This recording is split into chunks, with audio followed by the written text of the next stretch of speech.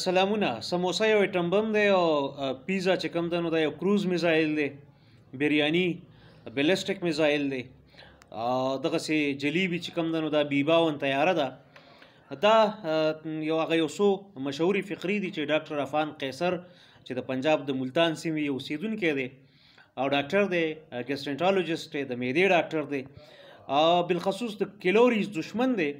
په ټولو کې په سر کې د ویډیو چې کومه 2 هفتې وړاندې وایرل شو نو هغه د سموسې حوالې سره وه. سموسه چې د پاکستانیانو د غریبو خلکو پیزا ده، خوړی کېږي په پاکستان کې.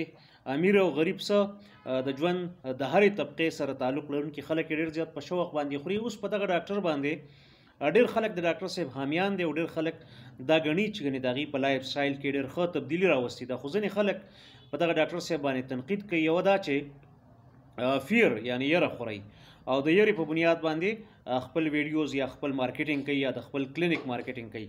یو اعتراض پیدا هم دی چې د میډیکل ایتکس خیال نه ساتي.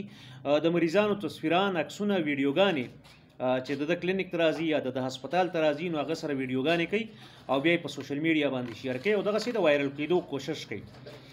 بهرحال دغه دواړه خبرې چې دي نو دا انتها پسندانه دي. یعنی د سموسې دومره مخالفت کول چې 400 800 1000 کیلوریز نو دا هم نامناسبه ده.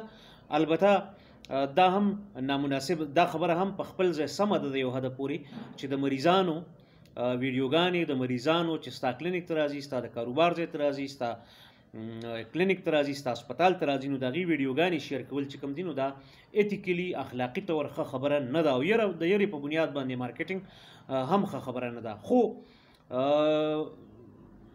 درمیانه منځنۍ لاره چې زما پکې په ما خلک یې هغه دا ده چې ایټلیسټ د خوراک په دې زمانه کې د ګرمو خوراکونو او بالخصوص دغه سپایسي دا کم فوډس چې دي، جنک فوډس، د دې حوالې سره بهرحال د اویرنس ضرورت شته، د آګاهۍ او د بیدارۍ ضرورت شته.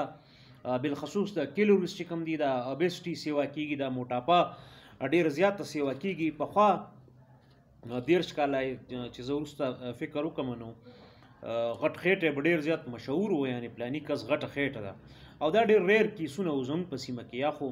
یو خو جنک فوډز نه وو، بل د دولت او پیسې او د خوراکونو ریل پیل هم نه و، سهولتونه هم نه و، نو ډېر ریر کیسز کې به خلکو موټاپا. اوس بهرحال ډېره زیاته شوې ده.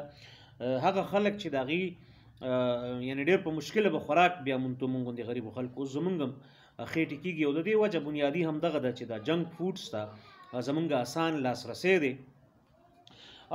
سموسه، د سموسې دشمني د ډاکټر صاحب په خپل ځای، خو سموسه زما د خوښې خوراک دی او دغسې زلوبۍ یا سویټس هم زه ډېر په شوق خورم.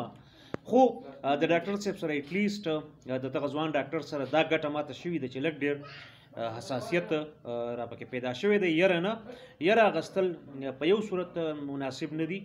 البته د کولډ ډرینکسونه او د دغسې هایلی ریچډ کیلوریز نه چې ډېر زیات کیلوریز یې پکې هغه خوراکونه نه ډېره کول، هغې حوالې سره د خلکو آګاهي راتلل، هغې حوالې سره د خلکو لږ ډېر بیسک نو هاو یا بیسک ساینس یا ایوری ډے ساینس پکار ده چې هر سړي ته لږ ډېر معلومات وي، ځکه اوس د خوراکونو معیارونه دغسې ګندګیانې او دغسې فیټس دا ټولې بیا مسلې جوړوي.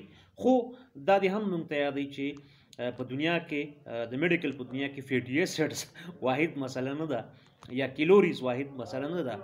څنګه چې ډاکټر صاحب د هر خوراک نه یره پیدا کوي، نو یره په خپل ځای بیلنس، توازن، متوازن فکر، متوازن خوراک دا بهتره حکمت عملي ده. خیر الامور اوسطها، یعنی دا اوسط عمل چې کوم دی نو دا بهتره عمل دی. ټول د وخت راکولو او په شوق د اورېدو بهرحال یو جهان مننه.